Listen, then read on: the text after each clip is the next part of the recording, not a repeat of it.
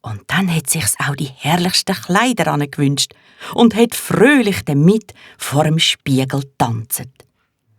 Aber es hat gut aufgepasst, dass es immer rechtzeitig, bevor die Schwestern heimgekommen sind, wieder in den alten Lumpenkleidern vor dem Spinnrad gesessen ist. Einmal an einem Tag hat der König alle Einwohner der Stadt zu einem grossen Fest eingeladen.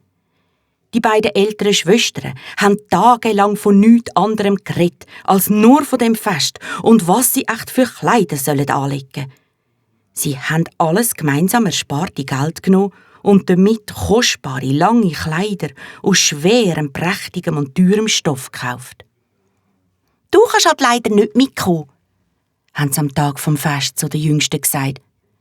«Wir müssen uns ja für deine Lumpenkleider schämen. Und du passest einen Weg nicht in so eine vornehme Gesellschaft.» Kaum sind aber die Schwestern weg gsi, hat die Jüngste ihrem treuen Vasengeist gerufen. Und sie hat sich von ihm ein Kleid gewünscht. Aus duftiger, gelber Seide. Goldige Arm- und Fußreifen, Ohrring voller glitzeriger Juwelen und ein rotes Haarband aus Hirschleder. Sorgfältig hat sie all die prächtigen Kleider angelegt und ist dann stolz wie eine Königin zum Palast gelaufen. Wo sie in den Festsaal reingekommen ist, haben sich alle Gäste nach ihr umgetrüllt und sind vor Staunen ganz still geworden. Die Frauen haben das Kleid und den Schmuck bewundert und die Männer sind ganz verzaubert von ihrer Schönheit.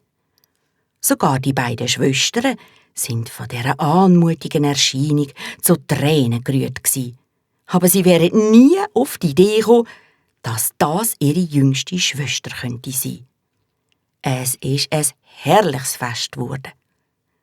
Kurz bevor es aber zu Ende war, ist die Jüngste heimlich davon geschlichen, weil sie vor ihren älteren Schwestern wieder daheim sein wollte.